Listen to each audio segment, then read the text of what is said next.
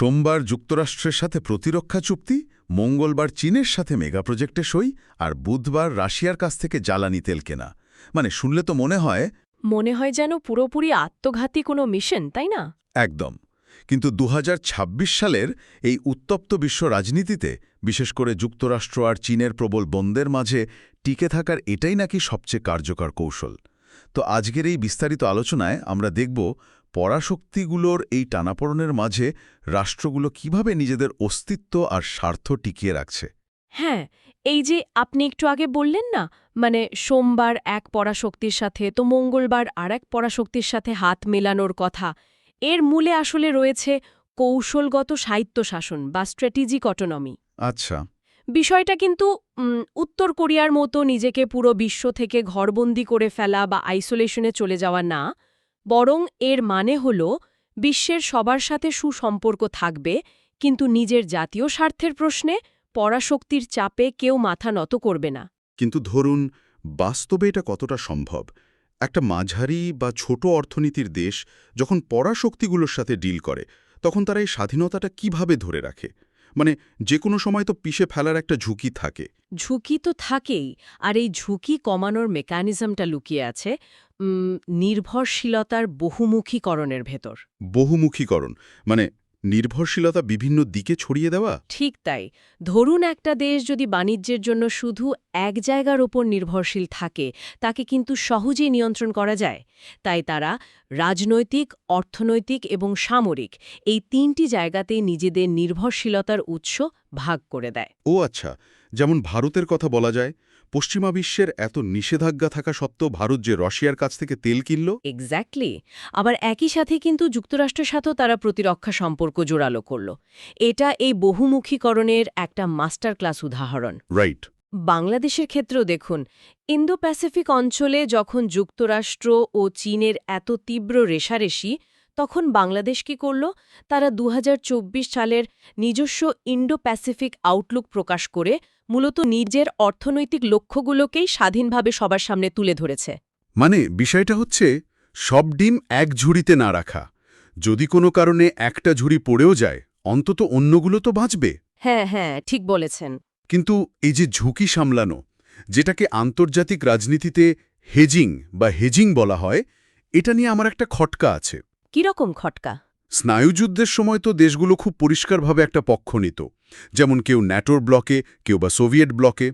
তো এখনকার রাষ্ট্রগুলো শুধু একটা শক্তিশালী পরাশক্তির পেছনে কেন লুকিয়ে থাকছে না? ব্যালেন্সিং করার বদলে এই হেজিং কেন?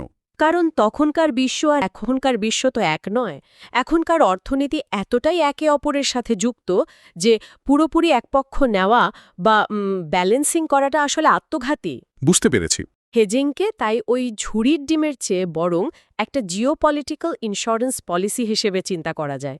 রাষ্ট্রগুলো মূলত একাধিক পরাশক্তির কাছে প্রিমিয়াম জমা দেয়, যাতে কোনো একটা পক্ষ হঠাৎ মুখ ফিরিয়ে নিলে বা স্যাংশন দিলে দেশের অর্থনীতি ধসে না পড়ে, তাই তো? একদম তাই। দক্ষিণ পূর্ব এশিয়ার আসিয়ান দেশগুলো ঠিক এই কাজটাই করে। তারা বাণিজ্যের জন্য পুরোপুরি চীনের ওপর নির্ভরশীল, কিন্তু নিজেদের নিরাপত্তার খাতিরে আবার আমেরিকার সাথেও সামরিক সম্পর্ক বজায় রাখে।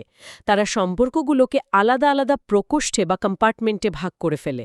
আচ্ছা, সম্পর্কগুলোকে আলাদা করে ফেলার এই মেকানিজমটা আসলেই ইন্টারেস্টিং। তার মানে হেজিং হচ্ছে একটা সতর্ক অবস্থান, যাতে কেউ পরিত্যক্ত না হয়। কিন্তু বর্তমানে মনে হচ্ছে রাষ্ট্রগুলো শুধু সতর্ক হয়ে বসে নেই। হ্যাঁ, তারা এখন সবগুলো ব্লকে খুব সক্রিয়ভাবে অংশগ্রহণ করছে, সর্বোচ্চ সুবিধা নেওয়ার জন্য। ঠিক, এটা তো পুরনো দিনের সেই জোট নিরপেক্ষতা বা নন অ্যালাইনমেন্ট মুভমেন্টের মতো নিষ্ক্রিয় কোনো ব্যাপার না। একদমই না। পুরনো জোট নিরপেক্ষতার মূল সুর ছিল, মানে আমরা কারোর সাথে নেই, দূরে আছি। আর এখনকার কৌশলটা হল মাল্টি অ্যালাইনমেন্ট বা বহুমুখী জোটবদ্ধতা। এর মানে কি দাঁড়ালো? আমরা সবার সাথেই আছি? হ্যাঁ, আমরা সবার সাথেই আছি এবং সবার কাছ থেকে সুবিধা নেব। এটা পুরোপুরি একটা ট্রানজ্যাকশনাল বা লেনদেন ভিত্তিক কূটনীতি। যেমন ধরুন, বাংলাদেশ যেভাবে একই সাথে ভারতের ঘনিষ্ঠ মিত্র, আবার চীনের সবচেয়ে বড় বাণিজ্যিক অংশীদার। ঠিক।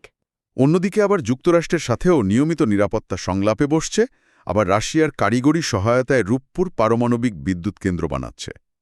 মানে তারা আসলে কারিগরি, বাণিজ্যিক আর সামরিক খাতগুলোকে একে অপরের সাথে সাংঘর্ষিক হতে দিচ্ছে না। পরাশক্তিগুলোও কিন্তু এই ব্যাপারটা খুব ভালো করেই জানে, কিন্তু যতক্ষণ পর্যন্ত বাংলাদেশ তাদের মূল স্বার্থে আঘাত না করছে ততক্ষণ তারা এই বহুমুখী অবস্থানটা মেনে নেয়। এটা আসলে সফল মাল্টি অ্যালাইনমেন্টের একটা নিখুঁত মেকানিজম। হ্যাঁ, যেখানে একটা মাঝারি শক্তির দেশ নিজের ভূরাজনৈতিক অবস্থানকে পুঁজি করে সবার কাছ থেকে নিজেদের উন্নয়ন নিশ্চিত করে। যারা পলিসি পেপার লিখছেন বা বিসিএস এর মতো প্রতিযোগিতামূলক পরীক্ষার প্রস্তুতি নিচ্ছেন, তাদের জন্য এই পুরো মেকানিজমটা বোঝা খুব জরুরি। একদম ঠিক।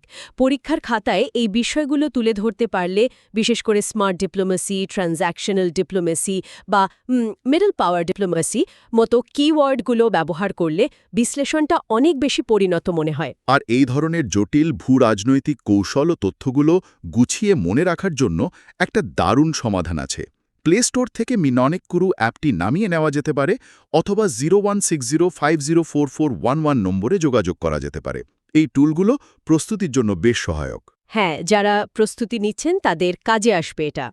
আজকের এই বিস্তারিত আলোচনা শেষ করার আগে একটা অদ্ভুত সম্ভাবনার কথা মাথায় এলো। বলুন তো, কি সেটা? যদি বিশ্বের সব মাঝারি শক্তির দেশ এই মাল্টি অ্যালাইনমেন্ট কৌশলে পুরোপুরি দক্ষ হয়ে ওঠে এবং পরাশক্তিগুলোর প্রভাবকে এভাবেই নিউট্রালাইজ করতে থাকে, তাহলে কি হবে? তাহলে কি অদূর ভবিষ্যতে পরাশক্তি বা সুপার পাওয়ারের এই চিরায়ত ধারণাই পুরোপুরি অকেজো হয়ে পড়বে? যারা শুনছেন, বিষয়টা নিয়ে একটু ভেবে দেখতে পারেন।